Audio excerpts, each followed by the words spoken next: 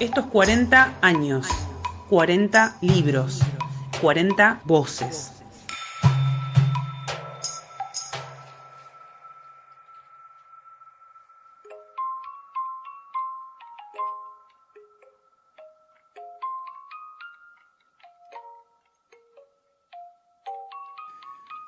Para mí, cruzar aquel puente era una fiesta, por lo que hacerme cargo del mandato de ir al zapatero no era gravoso. Y además, colmaba mi curiosidad ver a ese hombre mientras cambiaba el taco de un mocasín o cosía la suela de una bota, lo cual no tiene nada de excepcional en ese oficio, salvo que este zapatero lo hacía llorando. Ese hombre siempre estaba solo, como enmarcado por miles de zapatos viejos, silenciosos testimonios de todas las chuequeras del mundo. Sentado en un banquito petizo, inclinado sobre una especie de plantilla de hierro negro, siempre trabajaba llorando. Sus manos eran vastas, como labradas en madera, pero sus dedos enormes tenían la destreza de los artesanos.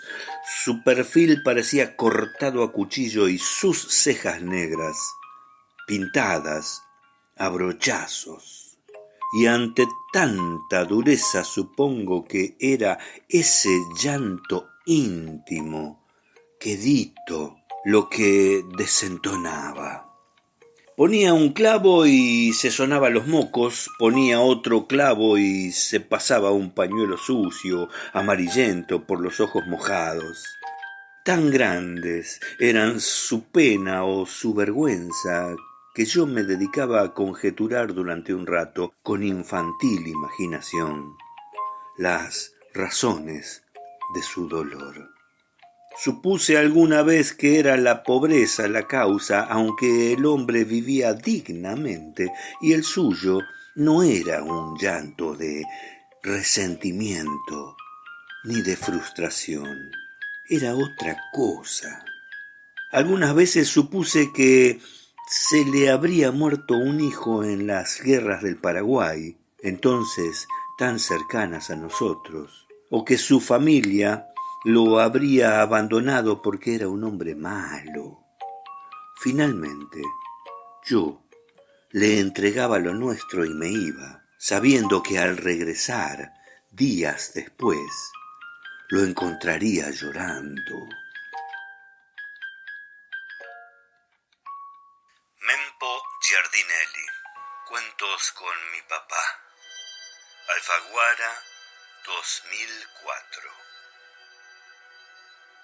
Buenas noches a todas y todos, soy Lucas Mazuco, director del Museo de la Memoria de Rosario, y quería hacer una pequeña reflexión sobre estos 40 años de democracia a partir de la cariñosa invitación de Radio La Hormiga.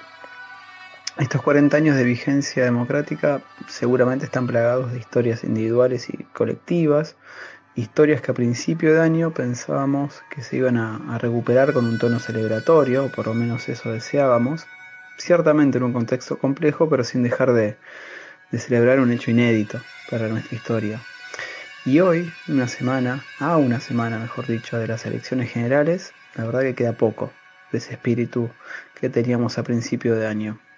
Por eso me gustaría que pensemos en una democracia acechada, pero no solo por estos personajes que preocupan tanto, ¿no? El hijo bobo de Martínez de Oz y la hija de la casta militar, sino que propongo pensarlos, ellos dos, como síntomas de algo mucho más profundo, del fracaso de la democracia argentina en desmontar las estructuras sociales y económicas creadas por el genocidio de la última dictadura.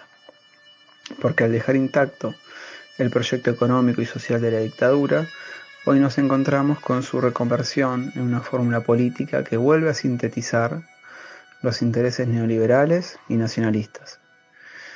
Este fracaso, o esta derrota, del componente civil de la dictadura, esa decisión de no verla como un genocidio que reorganizó las relaciones sociales, dejó vivo el proyecto de 1976 y 40 años después, ese proyecto se apresta a ser completado en todas sus facetas, pero ahora con la legitimidad que dan las urnas. Pido disculpas si esta intervención, que en su invitación buscaba hacer un análisis, un aporte, mejor dicho, al análisis, terminó siendo un poco de un discurso de barricada y la verdad que con muy pocas luces. Simplemente me interesa destacar aquello que ya sabemos, pero que el aturdimiento de la motosierra parece que nos está obturando. Los dilemas no resueltos, no elaborados, de las prácticas sociales genocidas que perviven entre nosotros y que han emergido con la fórmula presidencial liberfascista, tanto como síntoma como en tanto síntesis histórica. La dictadura buscó destruir y atomizar el campo de luchas por la equidad y la justicia. No es momento para darle el gusto a ese proyecto. Creemos desde el museo que las construcciones colectivas son el antídoto, el camino para la consolidación de las garantías de no repetición del genocidio y el autoritarismo y el desarme efectivo de su proyecto social y económico.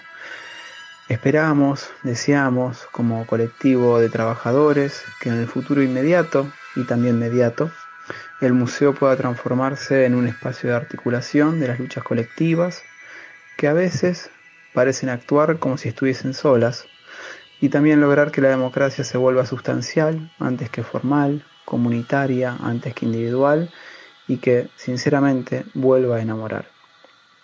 Y todo esto lo proponemos del Museo de la Memoria porque vamos a seguir insistiendo en crear puentes entre las luchas que forjaron nuestra democracia y nuestras libertades con las que hoy buscan ampliarlas. En fin, les agradezco esta invitación, les extiendo la invitación a acercarse al museo para lograr mejor y más democracia. Proyecto de Información Ciudadana. 40 años de democracia. CONAVIP. Biblioteca Popular Pocho Leprati. Radio Comunitaria La Hormiga.